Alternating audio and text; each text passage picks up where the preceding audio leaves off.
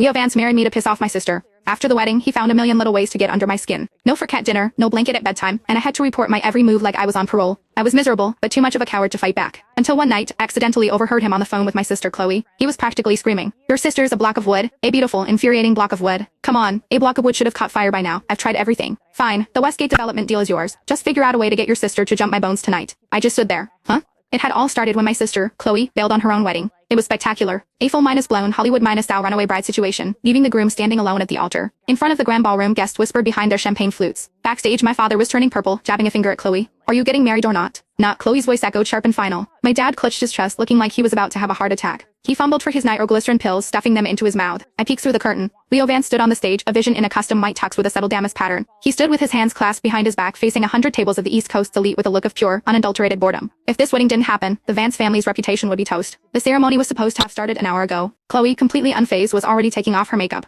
Everyone was talking at once, trying to reason with her. "This merger has been in the works for months, why back out now? You can't just call it off. What about our family's company, the Jennings Corporation? Leo Vance holds a grudge. He'll ruin you. Think about the family, Chloe, not just yourself. Chloe Jennings, aren't you scared?" My sister just scoffed and rolled her eyes, continuing to wipe off her foundation with a vengeance. I was in awe. That was my sister, all right. If it were me, the family coward, it'd have just nodded meekly and walked down the aisle. Speaking of which, was that makeup remover irritating her skin? Her face was getting all red. I should probably run to CVS and get her something better. The moment I stood up, my dad's desperate gaze landed on me. "If you won't marry him, are we supposed to send your space minus cadet sister out there?" Chloe stopped cold. She stood up, her perfectly sculpted brows knitted together, hands on her hips. "Who are you calling a space cadet? My sister is more than good enough for him, Claire." I flinched. "Here, marry him." "What? Me?" The room went silent for a second. It was like they all suddenly realized that my sister and I were identical twins with faces about 80% the same. It was their life raft. They practically ripped the Vera Wang gown off Chloe and stuffed me into it. A frantic 5-minute makeup job later, I was pushed onto the stage. My brain basically blew minus screened. I stood at the entrance, clinging to my dad's arm, the efficient's words turning into meaningless noise. Then I saw Leo. His eyes lit up, and the first genuine smile of the evening spread across his face.